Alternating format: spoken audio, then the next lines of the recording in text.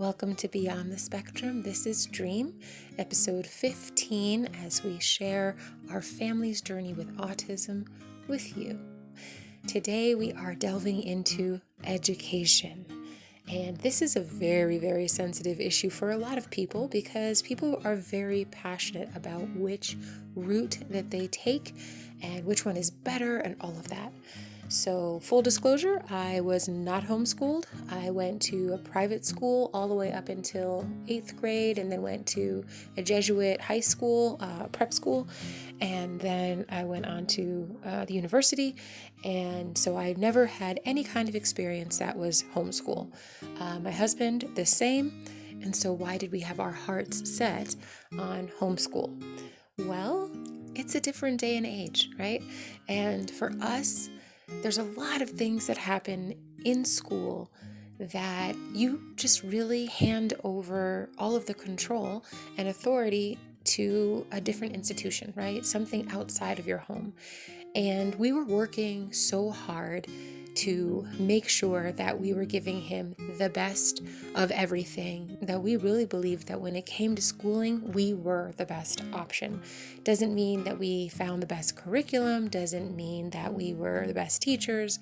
It just means that I felt like I knew him best and I could be a teacher that would connect with him on a way where he understood. Did I have full faith that with him being in a class of 30 other kids with all different kinds of needs and one teacher was going to be the best thing for my son? I did not.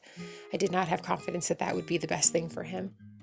As I mentioned, we were already having these beautiful interactions with him as an individual, and each individual relationship in our family was catering to his needs in such a special way that we wanted to continue with that plan. We were already familiar with the process since we were homeschooling our oldest. I think we took a 1 to 2 year pause with his homeschooling and put him into a local school down the street from us, public school, for our oldest, that is. And I believe that was literally because this was during a time when we weren't sure what was happening with Micah. I was pregnant with Sydney, and it just seemed like I was probably at my limit right there. But then once we kind of got things back in order, everybody was homeschooled again. Was that all that we did with him? We did not. After he turned 3, remember, the school district took over on his treatment, and so they had offered us the option of special day school, which was kind of like in between preschool and kindergarten, and it was almost like an advanced preschool, but since it was a special day school, there were, I think, maybe about 25 children in the classroom, and they all had different various forms of special needs and disabilities. And then they had 2 peer models that were in the class as well. And I really loved that model.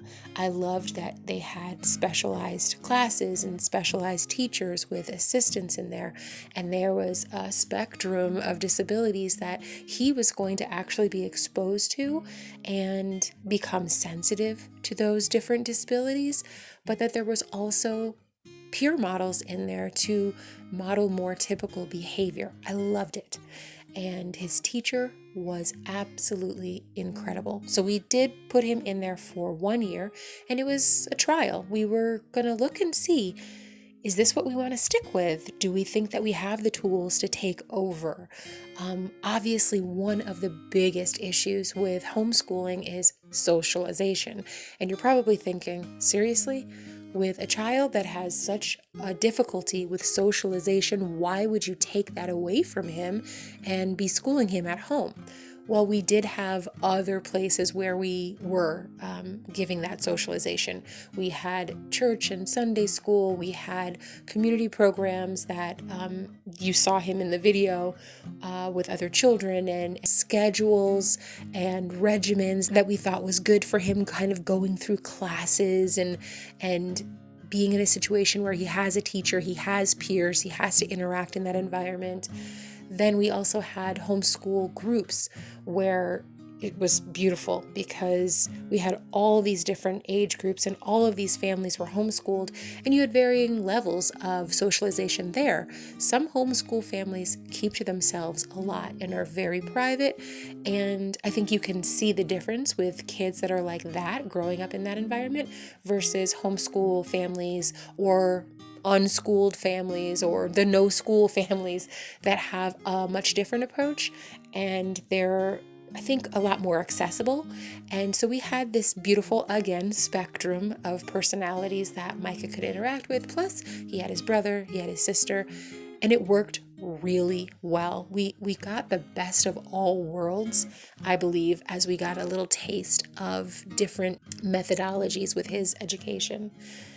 I will say this, the entire year, I think when he went to special day school, now I'm drawing a blank. I'm wondering, was it 3 days a week or was it 5 days a week? But it was just, 8 to 12 in the morning, I believe.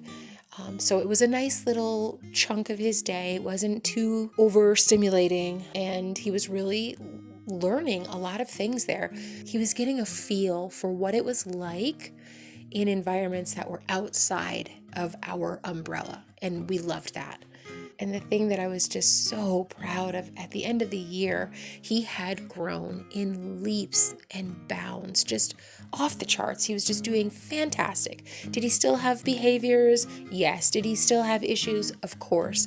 But the entire year he had grown so well, so beautifully, that the teacher pulled me aside and said, if other parents came in here and had to point out who were the peer models in the group, Micah would be one of them. I guarantee it. He looks like a peer model. He acts like a peer model. And that was just, just this moment of like, okay, we're doing it well. And so now you're probably thinking, and then you chose to homeschool.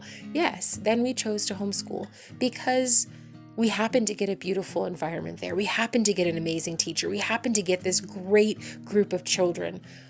But when you let go of that control, you do not get to pick and choose the best of all worlds all the time. And I knew what we could do at home, especially now that he had grown so much.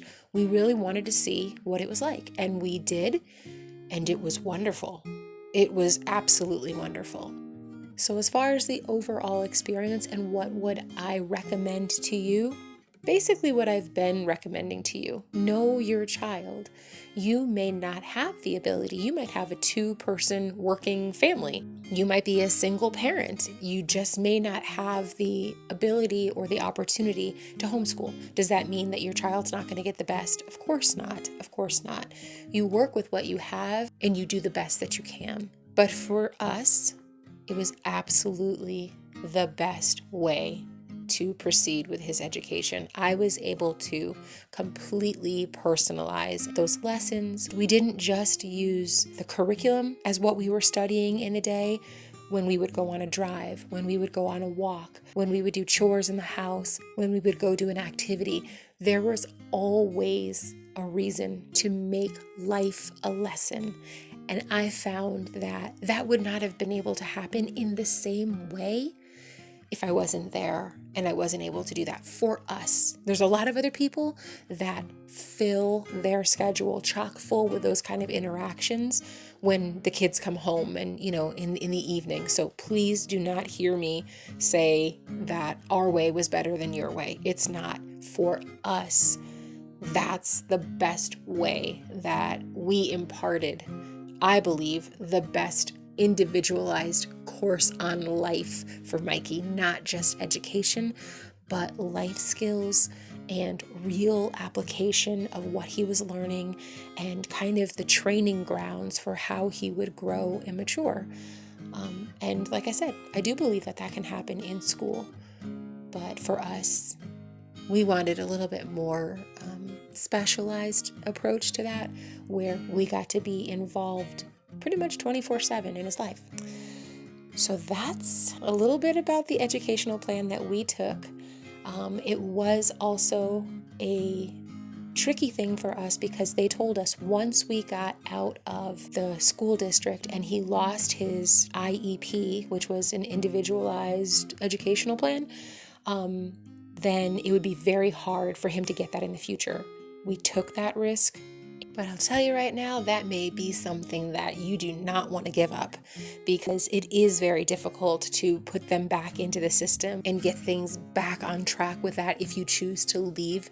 We did take a risk in doing that, but we also felt like, you know what, if we do find that he needs it again, if he needs to go back into a more traditional schooling environment, then we will just push for the things that he needs at the time. And it may be a little bit more difficult to get those IEPs back in place and in the way that we needed them. But hey, we've already fought the system and won one time, right? It's not anything that's gonna deter us from trying something new.